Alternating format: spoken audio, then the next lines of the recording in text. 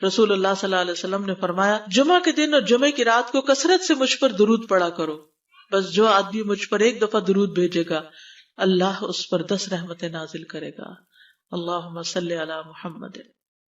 رسول اللہ صلی اللہ علیہ وسلم نے فرمایا تمہارے افضل دنوں میں سے جمعے کا دن ہے، اسی دن آدم علیہ السلام پیدا کیے گئے، اسی دن ان کی روح قبض کی گئی، اسی دن سور پھونکا جائے گا اور اس دن سب لوگ بے ہوش ہوں گے، اس لیے اس دن مجھ پر کثرت سے درود بھیجا کرو کیونکہ تمہارا درود مجھ پر پیش کیا جاتا ہے۔ کہتے ہیں لوگوں نے پوچھا یا رسول اللہ ہمارا درود آپ پر کس طرح پیش کیا جائے گا جبکہ آپ کا جسم بوسیدہ ہو چکا ہوگا؟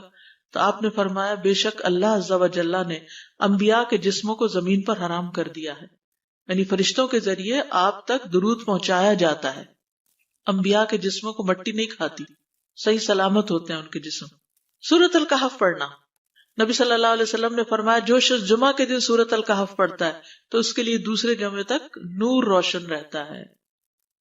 غسل کرنا، ہر بالغ پر جمعہ کے لیے جانا ضروری ہے اور ہر وہ شخص جس پر جمعہ کے لیے جانا ضروری ہے اس پر غسل ہے، یعنی اس کو لازمی غسل کرنا چاہیے، اللہ یہ کہ کوئی مجبوری ہو۔ تو آپ اپنا اسکیجول اس طرح بنائیں نا کہ جیسے اگر آپ ہر روز نہاتے ہیں پھر تو کوئی مسئلہ نہیں، لیکن اگر آپ ایک دن چھوڑ کے ایک دن نہاتے ہیں تو آپ پھر اس طرح اسکیجول کریں کہ جیسے آپ منڈے کو نہائے، پھر وینسڈے کو نہائے، پھر جمعے کو نہائے، پھر آپ سیٹرڈے سنڈے اگر نہیں بھی نہاتے پھر منڈے، تو اس طرح آپ جمعے کو مس نہیں کریں گے۔ یہ نہیں کہ جمعرات کو نہا کے جمعہ کو چھوڑ دیا یا جمعہ چھوڑ کے ہفتے کو نہائے، ایسا نہیں کرنا چاہیے۔ علماء نے غسل کے حکم کے بارے میں اختلاف کیا، بعض تو کہتے ہیں یہ واجب ہے یعنی فرض کے درجے میں ہے، اور جمہور علماء یہ کہتے ہیں کہ مستحب ہے، پسندیدہ ہے، افضل عمل ہے۔ حدیث میں آتا ہے جس نے جمعے کے دن وضو کیا اس نے اچھا کیا اور جس نے غسل کیا تو یہ افضل ہے۔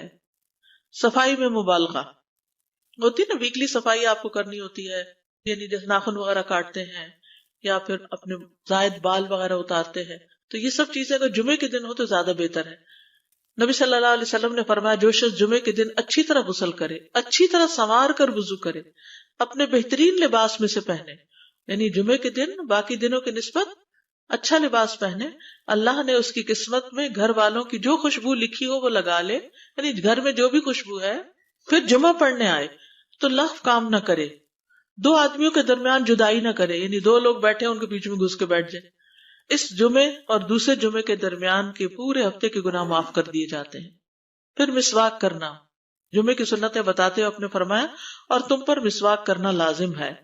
اچھا لباس پہننا، نبی صلی اللہ علیہ وسلم نے فرمایا اگر ممکن ہو تو جمعہ کے لیے اپنے کام کاج کے کپڑوں کے علاوہ 2 کپڑے اور بنا رکھنے میں کیا حرج ہے، اسپیشل ڈریس رکھے جو جمعے کو ہی پہن لے۔ خوشبو لگانا، یعنی خوشبو لگائے، حدیث میں آتا ہے چاہے وہ عورت کی خوشبو سے ہو، یعنی آپ کی اپنی نہیں، بیوی کی خوشبو پڑی ہو وہی لگا لو لیکن لگاؤ۔ تیل لگانا، جو شخص جمعہ کے دن غسل کرے اور جس قدر ممکن ہو پاکیزگی حاصل کرے اور اپنے تیل میں سے تیل لگائے یا اپنے گھر کی خوشبو میں سے خوشبو لگائے، پھر نکلے کہ 2 آدمیوں کے درمیان تفریق نہ کرے، جتنی مقدرہ نماز پڑھ لے اور جب امام بات کرے تو خاموش رہے، اس جمعے سے لے کر دوسرے جمعے تک اس کے گناہ بخش دیے جاتے ہیں۔ جمعہ کا وقت، سورج ڈھلتے ہی جمعہ پڑھنا، سورج ڈھلتے ہی جمعہ پڑھنا، اول وقت جمعہ پڑھنا، بہت لیٹ نہیں کرنا چاہیے۔ ایاس بن سلمہ بن اکوع اپنے والد سے روایت کرتے ہیں، انہوں نے کہا کہ ہم رسول اللہ صلی اللہ علیہ وسلم کے ساتھ جمعے کی نماز پڑھ کر واپس لوٹتے تھے تو دیواروں کا سایہ اتنا نہیں ہوتا تھا کہ ان سے اپنے آپ کو سایہ مہیا کیا جا سکے، یعنی ابھی سورج بہت تھوڑا ڈھلا ہوتا تھا۔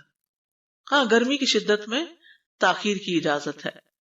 مسجد میں داخلہ، مسجد کی طرف جلدی نکلنا، تحیت المسجد ادا کرنا۔ عمرو بن دینار کہتے ہیں انہوں نے جابر رضی اللہ عنہ کو کہتے ہوئے سنا کہ ایک شخص جمعہ کے دن مسجد میں داخل ہوا اس حال میں کہ نبی صلی اللہ علیہ وسلم خطبہ دے رہے تھے، تو آپ نے فرمایا کیا تم نے نماز پڑھی؟ اس نے کہا نہیں، تو آپ نے فرمایا کھڑے ہو 2 رکعتیں پڑھو۔ اب یہ بڑا اہم مسئلہ ہے، مسجد میں داخل ہو چاہے خطبہ ہو رہا ہو 2 رکعت پڑھے بغیر نہ بیٹھو، ٹھیک ہے؟ اور یہ کیا ہے؟ دراصل تحیت المسجد، یہ جمعے کی سنتیں نہیں ہیں، یہ کیا ہے؟ تحیت المسجد ہے، اور مختصر پڑھی جائیں، یعنی امام جب خطبہ دے رہا ہو تو چاہیے کہ 2 رکعتیں پڑھے اور دونوں میں اختصار کرے۔ نماز سے قبل ہلکا بنانے کی ممانعت، مثلا آپ جلدی چلے گئے تو یہ نہیں کہ ایک گروپ بنا کے آپس میں گپ شپ شروع کر دیں، نہیں، سیدھے ہی لائنوں میں بیٹھیے۔ انتظار کا وقت کیسے گزاریں گے؟ نفل پڑھ کے بیٹھ گئے، ذکر اذکار کریں، قبلے کی طرف رخ کر کے لائنوں میں بیٹھیں، حلقہ نہیں بنائیں، بیٹھ کے خرید و فروخت نہیں کریں، تاخیر سے آنے پہ گردنیں پھلانگ کے نہ آگے جائیں۔ رسول اللہ صلی اللہ علیہ وسلم نے فرمایا ٹیک لگا کے مت کھاؤ، یہ عام ایک ادب بتایا، یعنی اس طرح ٹیک لگا کے نہیں کھاؤ، کھانے کے وقت سیدھے ہو جاؤ۔ چھنے ہوئے آٹے کی روٹی نہ کھاؤ، میدا۔ مسجد میں کوئی جگہ مقرر نہ کرو کہ یہ میری جگہ ہے، آپ کیوں آج یہاں کھڑی ہو گئی، کہ تم اسی میں ہی نماز پڑھو۔ کچھ لوگ ہوتے ہیں نا آ کے مخصوص جگہ ہی پڑھتے ہیں، اگر کوئی اور وہاں ہو جائے ڈسٹرب ہو جاتے ہیں۔ اور جمعہ کے دن لوگوں کی گردنیں نہ پھلانگو، ورنہ اللہ تمہیں قیامت کے دن لوگوں کے لیے پل بنا دے گا۔ کیونکہ بہت اذیت کی بات ہے نا، بیٹھے ہیں لوگ باقاعدہ بعض اوقات کندھوں پہ ہاتھ رکھ کے اس کو تنگ کر اس کو تنگ کر، تو یہ نہیں کرنا چاہیے۔ اگر آپ کو اٹھنا بھی پڑ گیا بیچ میں تو واپسی پہ پیچھے کھڑے ہو جائیے، اگلی لائن مل جائے گی۔ جی یہ تو بہت ضروری بات آپ نے کی کہ جب لوگ مسجد آئے تو پہلی صف میں بیٹھے، یعنی پہلی چھوڑ کے آخری میں بیٹھ جائیں اور پھر لوگ ان کی گردنیں پلانگتے رہیں، دوسروں کے لیے فتنہ بننا۔ جابر بن عبداللہ رضی اللہ عنہ سے روایت ہے کہ جمعے کے دن رسول اللہ صلی اللہ علیہ وسلم خطبہ ارشاد فرما رہے تھے کہ ایک آدمی مسجد میں داخل ہوا، وہ قریب آ کر بیٹھنے کے لیے لوگوں کے اوپر سے گزرنے لگا۔ رسول اللہ صلی اللہ علیہ وسلم نے فرمایا بیٹھ جاؤ، تحقیق تم نے لوگوں کو تکلیف پہنچائی اور دیر سے آئے۔ یہ عربی کے الفاظ بڑے خوبصورت ہیں، اجلس فقد آذیت و آنیت، کتنی جامع زبان ہے یہ، اجلس فقط آذیت، تو نے اذیت دی، و آنیت، اور دیر سے آئے۔ ہاں تو اس سے منع کیا گیا۔ کسی کو اس کی جگہ سے نہ اٹھانا۔ جابر رضی اللہ عنہ نبی صلی اللہ علیہ وسلم سے روایت کرتے ہیں، آپ نے فرمایا تم میں سے کوئی شخص جمعہ کے دن اپنے بھائی کو کھڑا نہ کرے کہ پھر دوسری طرف سے آ کر اس کی جگہ پہ خود بیٹھ جائے، بلکہ جو آئے وہ کہے جگہ کشادہ کرو، ہمارے لیے بھی جگہ بناؤ، یہ کہے۔ خطبہ جمعہ اور اس کے آداب۔ خطبہ جمعہ کی اہمیت، جب اذان ہو جائے تو کیا کرے انسان؟ مسجد کی طرف دوڑ پڑے۔ تو مسجد میں جماعت تو نہیں ہو رہی ہوگی، پہلے کیا ہو رہا ہوگا؟ خطبہ ہو رہا ہوگا۔ امام کا خطبے سے پہلے سلام کرنا۔ نبی صلی اللہ علیہ وسلم جب ممبر پر چڑھتے تو حاضرین کو السلام علیکم کہتے۔ امام کا کھڑے ہو کر خطبہ دینا۔ رسول اللہ صلی اللہ علیہ وسلم کھڑے ہو کر خطبہ دیتے، پھر بیٹھ جاتے، پھر کھڑے ہوتے اور کھڑے ہو کر خطبہ دیتے، یعنی بیچ میں تھوڑا سا بیٹھ بھی جاتے تھے۔ جس نے تمہیں یہ خبر دی کہ آپ بیٹھ کر خطبہ دیتے تھے تو تحقیق اس نے جھوٹ بولا، بس یقیناً اللہ کی قسم میں نے آپ کے ساتھ 2000 سے زائد نمازیں پڑھی ہیں، یعنی جن میں بہت سے جمعے بھی آئے ہیں، تو ایسا کچھ نہیں۔ امام کا 2 خطبے دینا، یعنی کھڑے تھے پہلے، پھر ذرا بیٹھ گئے، پھر دوسری دفعہ اٹھے تو یہ 2 خطبے ہو گئے۔ مختصر خطبہ دینا۔ آپ کے خطبات چند کلمات ہوا کرتے تھے، بہت لمبی تقریریں نہیں، آپ کا خطبہ درمیانہ ہوتا تھا۔ نبی صلی اللہ علیہ وسلم نے فرمایا آدمی کا نماز کو لمبا کرنا اور خطبے کو مختصر کرنا اس کی سمجھداری کی علامت ہے۔ بس نماز لمبی کرو اور خطبہ مختصر کرو، کیونکہ بعض بیان جادو جیسا اثر رکھتے ہیں، یعنی تھوڑے بھی بات کرو گے تو دل میں چلی جائے گی۔ نماز پہ زیادہ توجہ۔ نبی صلی اللہ علیہ وسلم کا خطبے میں سورۃ قاف پڑھنا۔ حارثہ بن نعمان کی بیٹی سے روایت ہے، کہتی ہے کہ میں نے سورۃ قاف رسول اللہ صلی اللہ علیہ وسلم سے سن کر حفظ کر لی۔ آپ ہر جمعے کو خطبے میں پڑھا کرتے تھے۔ سامعین کا امام کی طرف رخ کرنا، یعنی جمعے کے دن یہ نہیں کہ آپ کرسی لگا کے کسی اور طرف منہ کر کے بیٹھ جائیں اور جب جماعت ہو تو پھر صف میں کھڑے، نہیں، آپ صف میں بیٹھے ہو، کس طرف منہ ہو؟ قبلہ رخ ہو، امام سامنے ہی ہوگا نا قبلے کی طرف۔ ایک صحابی کہتے کہ جب آپ ممبر پہ چڑھتے تو ہم اپنے چہروں کے ساتھ آپ کی طرف متوجہ ہوتے، ادھر ادھر نہیں دیکھتے تھے خطبے کے دوران۔ امام کے قریب بیٹھنا۔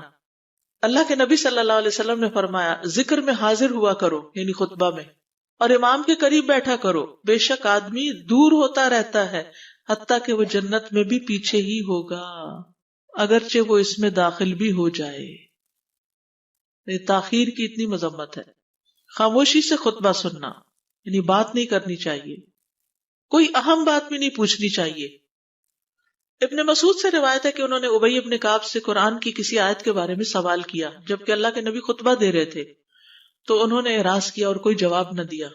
پھر جب آپ نے نماز پڑھائی تو ابی کہنے لگے تمہارا جمعہ ہی نہیں ہوا۔ تو ابن مسعود نے رسول اللہ صلی اللہ علیہ وسلم سے پوچھا تو آپ نے فرمایا ابی نے سچ کہا، کوئی بات کرنے کی اجازت نہیں، یہ کہنے کی بھی کہ چپ ہو جاؤ یہ بھی اجازت نہیں۔ عبداللہ بن مسعود کہتے کہ جب امام جمعہ کے لیے آ گیا پھر تمہارا اپنے ساتھی سے یہ کہنا کہ خاموش رہو لغویت کے لیے کافی ہے، یہ بھی لغو بات ہے۔ کوئی لغو حرکت نہ کرنا، کنکریوں سے نہ کھیلنا، فون سے نہیں کھیلنا، میسیجز چیک نہیں کرنا، انگلیوں میں انگلیاں ڈال کے پٹاخے نہیں بجانا، گوٹ مار کے نہیں بیٹھنا. گوٹ مار کے کیسے بیٹھتے ہیں؟ گھٹنے اوپر کر کے اور یوں ایسے گھٹنوں کے گرد ہاتھ ڈال کے. کئی دفعہ ایسے نظر آتا ہے کہ خطبے میں لوگ اس طرح بیٹھے ہوتے ہیں کیونکہ پتہ نہیں ہے. یعنی آپ چوکڑی مار سکتے ہیں. آپ سب سے افضل پوزیشن تو یہ ہے کہ جیسے نماز کے اتحیات میں ہم بیٹھتے ہیں، لیکن کچھ لوگ اس طرح بیٹھ نہیں سکتے، چلے کرسی میں بیٹھ جائیں. اگر کرسی نہیں ہے، نیچے بیٹھے ہیں تو چوکڑی مار کے بیٹھ جائیں، مگر ٹانگیں اس طرح پیٹ کے ساتھ لگا کے گھٹنوں پہ ہاتھ کو بل دے کے اس طرح نہیں بیٹھے. اگر مجبوری ہے تو وہ اور بات ہے، لیکن یہ کہ بلا وجہ نہیں کرنا چاہیے کیونکہ ادب کے خلاف ہے. اونگ آنے پر جگہ بدلنا. نبی صلی اللہ علیہ وسلم نے فرمایا اگر جمعہ کے دن کسی کو مسجد میں اونگ آنے لگے تو اپنی اس جگہ کو دوسری جگہ سے بدل لے. کہ بعض اوقات ایسا ہوتا ہے نا، خطبے کے وقت بڑی سکینت ہوتی ہے اور آخری خطبہ تو آپ نیند میں ہی سنتے ہیں. نماز جمعہ کی رکعت 2 رکعت ہے فرض بس. جمعہ کی نماز 2 رکعتیں ہیں اور ان دونوں میں قرات ہوتی ہے. نبی صلی اللہ علیہ وسلم جمعے میں سبح اسم ربک الاعلی اور هل اتاک حدیث الغاشیہ پڑھتے. کبھی جمعہ اور عید کٹھے ہو جاتے تب بھی دونوں نمازوں میں یہی سورت پڑھتے تھے. ٹھیک ہے. اسی طرح صبح کی نماز میں جمعے کے دن الف لام میم التنزیل اور هل اتی علی الانسان کی قرات کرتے اور نماز جمعہ میں سورۃ الجمعہ اور منافقین کی تلاوت کرتے. یعنی یہ بھی ملتا ہے. فرض کے بعد 2 رکعت پڑھنا. عبداللہ بن عمر سے روایت ہے انہوں نے رسول اللہ صلی اللہ علیہ وسلم کی نفل نماز کو بیان کیا اور کہا کہ آپ جمعے کے بعد کوئی نفل نماز نہیں پڑھتے تھے حتیٰ کہ واپس تشریف لے جاتے، پھر اپنے گھر میں 2 رکعت پڑھتے تھے. اب جو لوگ گھر نہیں جاتے تو پھر وہیں پر وہ پڑھ لیتے ہیں، ورنہ آپ صلی اللہ علیہ وسلم اپنی سنتیں وغیرہ گھر میں پڑھتے تھے.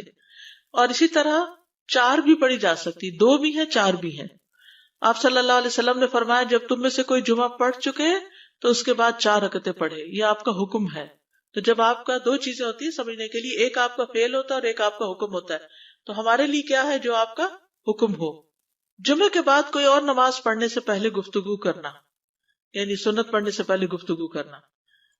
اسما بن مالک سے مرفوعاً روایت ہے کہ جب تم میں سے کوئی آدمی جمعہ کی نماز پڑھے تو اس کے بعد اس وقت تک کوئی نماز ادا نہ کرے جب تک کسی سے کلام نہ کرے یا اس جگہ سے نکل نہ جائے. پہلے منع تھا، اب کوئی نہ کوئی بات کر لینی چاہیے. نہیں سمجھ آئی؟ یعنی جمعہ پڑھ لیا آپ نے اور پھر کسی سے آپ سلام دعا کر لیں، اس کے بعد سنت پڑھیں یا نفل جو بھی. ٹھیک ہے. اور گھر جانا ہے تو گھر جا کے پڑھیں، اور اگر گھر نہیں جانا کام پہ جانا ہے تو ادھر ہی پڑھ کے چلے جائیں. کتنا پیارا ہے ہمارا دین کہ اتنا لمبا بھی چپ کا روزہ نہیں رکھوایا. بالکل. عاصم سے روایت ہے، وہ ابو قلابہ سے نقل کرتے ہیں میں نے ان کے ساتھ جمعہ کی نماز پڑھی. جب میں نے اپنی نماز پوری کر لی انہوں نے میرے ہاتھ کو پکڑا اور میری جگہ پر کھڑے ہوئے اور مجھے اپنی جگہ پہ کھڑا کیا. وہ جو ہم چینج کرتے ہیں نا جگہ، وہ اس کی بات ہو رہی ہے. یعنی جمعے کے بعد کوئی اور نماز پڑھنے سے پہلے بات بھی کر لینا، جگہ بھی تبدیل کرنا. لیکن اگر کچھ لوگ پہلے سے ہی آپ کی سنتیں شروع کر چکے اور کوئی چینج کرنے والا نہیں تو پھر پڑھ لیجئے. یعنی یہ مستحب اعمال ہے، ان میں ایسا نہیں کہ کوئی گناہ لازم ہو جائے گا، لیکن افضل یہ ہے، افضل سے اجر زیادہ ہو جاتا ہے. جمعہ کے دیگر احکام. 1 رکعت پانے پر بھی جمعہ ادا ہو جاتا ہے. یعنی اگر کسی کو رش مل گیا، پارکنگ نہیں ملی اور 1 رکعت میں بھی پہنچ گیا تو جمعہ ہو گیا. امام سے دعا کا کہنا. انس کہتے ہیں کہ ایک سال نبی صلی اللہ علیہ وسلم کے عہد میں لوگ قحط میں مبتلا ہوئے. جمعہ کے دن میں نبی صلی اللہ علیہ وسلم کے خطبہ پڑھنے کے دوران میں ایک اعرابی کھڑا ہو گیا. کہا یا رسول اللہ، مال تباہ ہو گئے، بچے بھوکے مرنے لگے، اس لیے آپ اللہ سے ہمارے حق میں دعا کیجیے. آپ نے اپنے دونوں ہاتھ اٹھائے. اس وقت آسمان پر بادل کا ایک ٹکڑا بھی نہیں تھا. قسم ہے اس ذات کی جس کے ہاتھ میں میری جان، آپ نے ہاتھ اٹھائے بھی نہیں تھے کہ پہاڑوں کی طرح بادل کے بڑے بڑے ٹکڑے امڑ آئے. یہ معجزہ ہے آپ کا، آپ کی دعا قبول ہو گئی. پھر آپ ممبر سے ابھی اترے نہیں تھے کہ میں نے آپ کی داڑھی پر بارش کے قطروں کو ٹپکتے ہوئے دیکھا. اس دن خوب بارش ہوئی. پھر دوسرے دن، تیسرے، چوتھے، حتیٰ کہ دوسرے جمعے تک سلسلہ جاری رہا. دوسرے جمعے وہی عربی یا کوئی اور کھڑا ہو گیا اور کہا یا رسول اللہ، چھتیں گر گئی، مال ڈوب گیا، اس لیے آپ ہمارے لیے اللہ سے دعا کیجیے. چنانچہ آپ نے اپنے دونوں ہاتھ اٹھائے اور فرمایا اے میرے اللہ، ہمارے ارد گرد برسا، ہم پر نہ برسا. اور بدلی کے جس طرف اشارہ کرتے وہ بدلی ہٹتی جاتی اور مدینہ ایک حوض کی طرح ہو گیا. وادی کنات 1 مہینے تک بہتا رہا.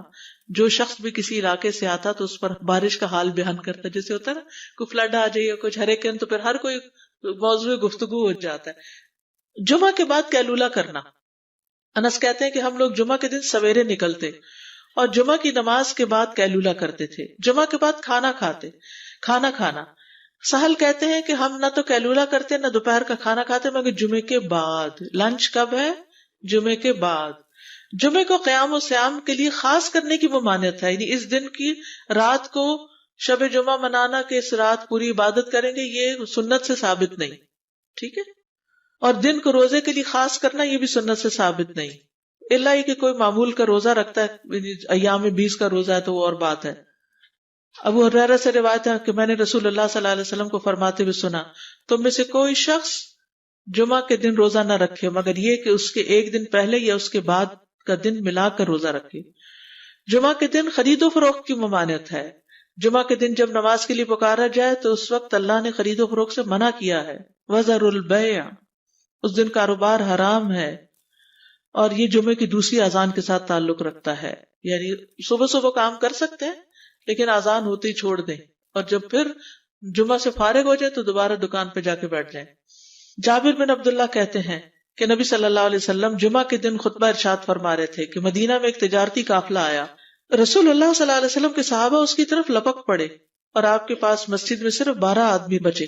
تو رسول اللہ صلی اللہ علیہ وسلم نے یہ صورت دیکھ کر فرمایا، اس ذات کی قسم جس کے ہاتھ میں میری جان ہے، اگر تم سارے کے سارے چلے جاتے اور کوئی بھی باقی نہ بچتا تو اس وادی میں آگ بہ پڑتی. یعنی اتنا بڑا جرم ہے یہ.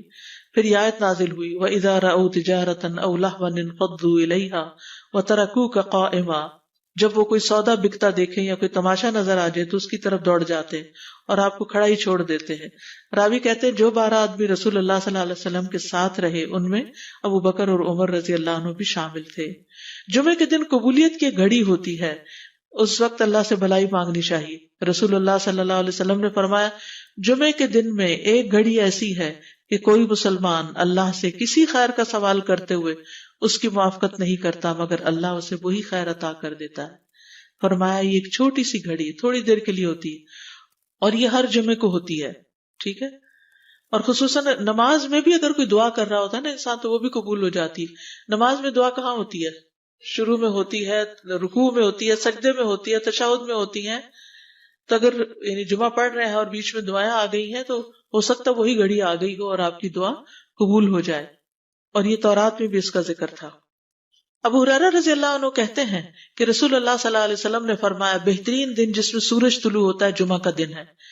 اس دن میں ایک گھڑی ایسی ہے کہ نماز کی حالت میں اگر کوئی مسلمان بندہ اللہ عز و جل سے کچھ طلب کرے تو وہ اس کو ضرور دیتا ہے. کعب نے کہا ایسا سال میں ایک مرتبہ ہوتا ہے؟ تو میں نے کہا نہیں بلکہ ہر جمعہ کو ہوتا ہے. کہتے ہیں پھر کعب نے تورات پڑھی تو کہا نبی صلی اللہ علیہ وسلم نے سچ فرمایا. ابو ہریرہ رضی اللہ عنہ کہتے ہیں کہ میں بعد میں عبداللہ بن سلام سے ملا اور ان سے اپنی اور کعب کی مجلس کا بتایا تو عبداللہ بن سلام رضی اللہ عنہ نے کہا میں جانتا ہوں وہ گھڑی کب آتی ہے. ابو ہریرہ نے کہا مجھے بھی بتائیے. انہوں نے کہا وہ جمعہ کے دن میں آخری گھڑی ہے. میں نے کہا یہ جمعے کے دن کی آخری گھڑی کیسے ہو سکتی ہے، حالانکہ رسول اللہ صلی اللہ علیہ وسلم نے فرمایا جو مسلمان بندہ اس کو نماز پڑھتے ہوئے پائے. اس وقت میں کوئی نماز نہیں پڑھی جاتی.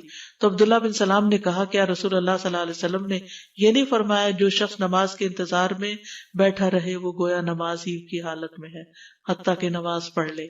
کہتے ہیں میں نے کہا ہاں. تو انہوں نے کہا بس یہی ہے، یعنی اس وقت کیا کرنا چاہیے، آخری گھڑی میں وضو وغیرہ کر کے مغرب کی نماز کے انتظار میں بیٹھ کے دعائیں کریں، اذان ہو تو نماز پڑھ لیں. عصر کے بعد سے مغرب تک کا وقت ہے. انس بن مالک سے روایت ہے کہ نبی صلی اللہ علیہ وسلم نے فرمایا جمعہ کے دن اس گھڑی کو جس میں دعا کی قبولیت کی امید کی جاتی ہے عصر سے لے کر سورج ڈوبنے تک کے درمیان تلاش کرو اور دن کی آخری گھڑی ہے. تو اللہ سبحانہ وتعالی ہمیں اس دن کی برکتوں سے فائدہ اٹھانے کی توفیق عطا فرمائے.